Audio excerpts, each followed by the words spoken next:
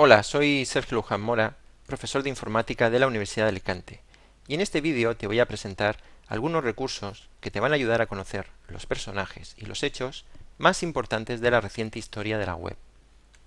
Antes de empezar, me gustaría recordarte algunos de los sitios web en los que puedes encontrar más información sobre mí y sobre mi trabajo, y dos formas de contactar conmigo, a través de mi correo electrónico sergio.lujan@ua.es y a través de mi cuenta en Twitter @SergioLujanMora. ¿Sabes cuándo nació la World Wide Web? ¿Sabrías decirme quién inventó la web? Tim Berners-Lee es considerado el padre de la web. ¿Y por qué Tim Berners-Lee es considerado el padre de la web?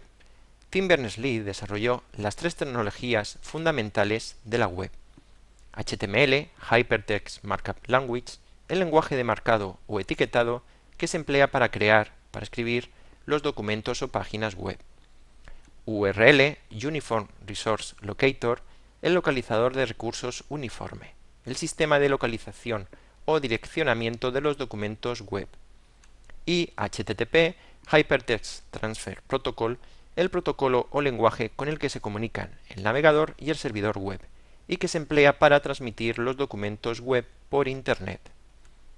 De estas tres tecnologías, la que más nos interesa y que vamos a estudiar con detalle en este curso es HTML. No obstante, también necesitas poseer unas nociones mínimas de URL y HTTP. Así que, si no sabes qué es URL y HTTP, te aconsejo que busques algo de información sobre ello en la web, por ejemplo, en la Wikipedia. Antes de continuar, me gustaría dejar bien claro, por si no lo sabías, que Internet y la web son dos cosas distintas. Internet es la conexión de múltiples redes de ordenadores. Sobre esas redes de ordenadores se ejecutan múltiples servicios, como el correo electrónico, la transmisión de ficheros o el chat.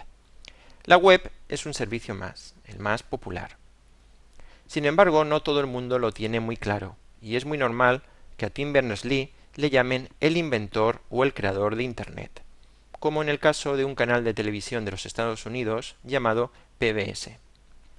Pero también ocurre al revés, y por ejemplo a Vint Cerf, que sí que es uno de los padres de Internet, a veces ha sido confundido como el padre de la web, como podemos ver en esta entrevista que le realizaron en la emisora Radio Nacional de España. Para estos periodistas, Vinton Cerf unas veces era el padre de Internet y otras el padre de la web. Volviendo a la historia de la web, noviembre de 1990 se suele fijar como el nacimiento de la web. Tim Berners-Lee publicó su primer sitio web y realizó la primera conexión desde un navegador mientras trabajaba en el CERN, el Laboratorio Europeo de Investigación en Física de Partículas. Pero antes de ello tuvieron que ocurrir algunas cosas más que te voy a contar a continuación en este vídeo.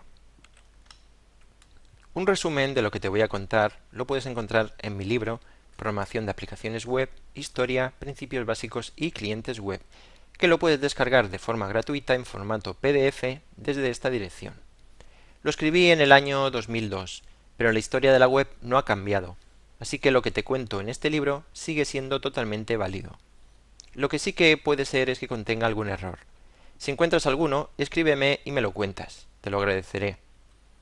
En mi libro, de la página 15 a la 24, encontrarás una sección dedicada a la historia de la web.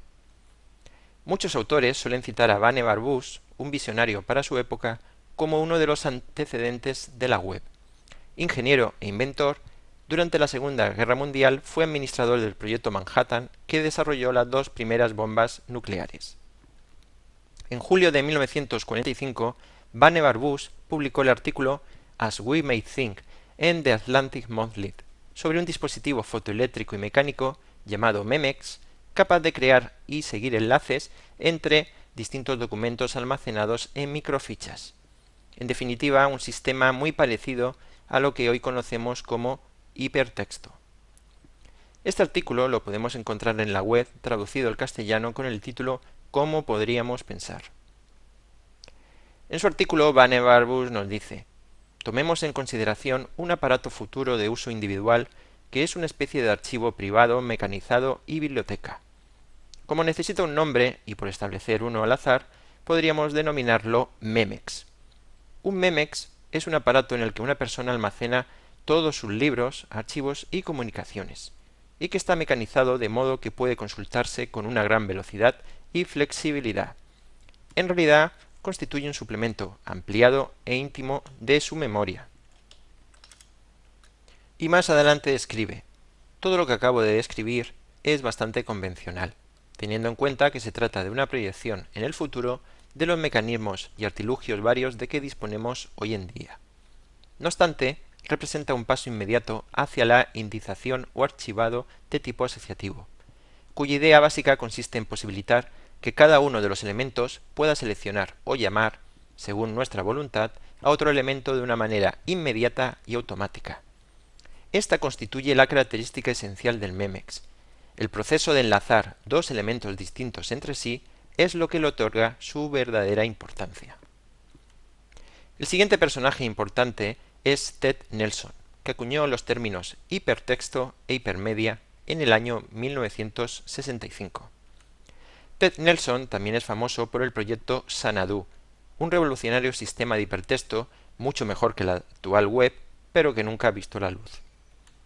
Para no alargarlo más, volvamos a Tim Berners-Lee, el padre de la web, y al CERN.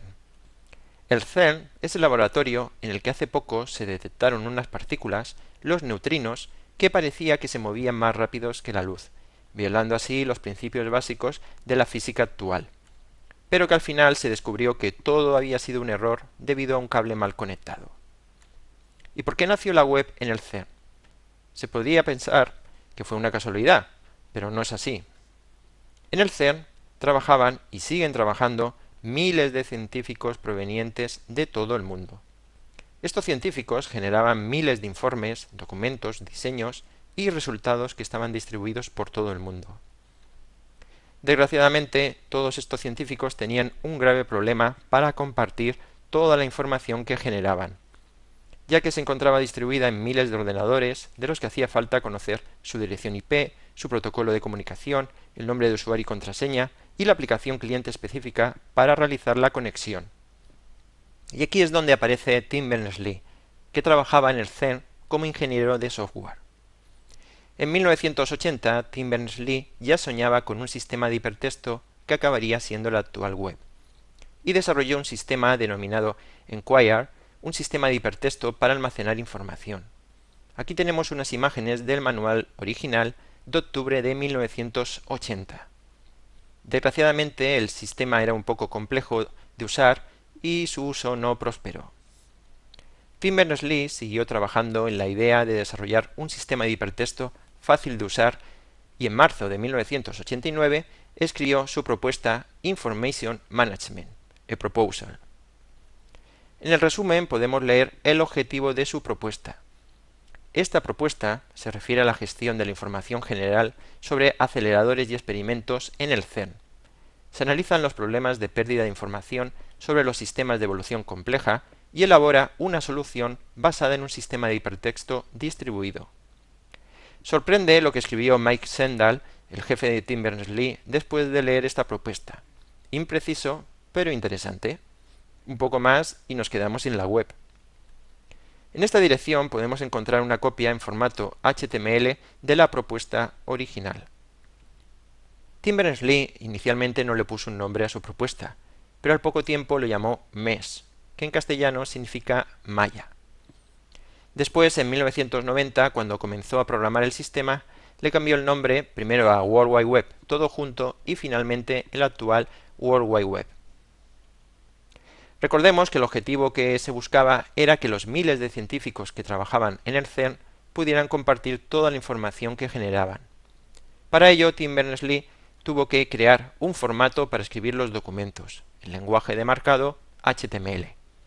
Desarrollar un método para representar los enlaces entre los documentos, el localizador de recursos uniforme o URL, así como definir un protocolo de red para transmitir los documentos de un ordenador a otro, el protocolo HTTP.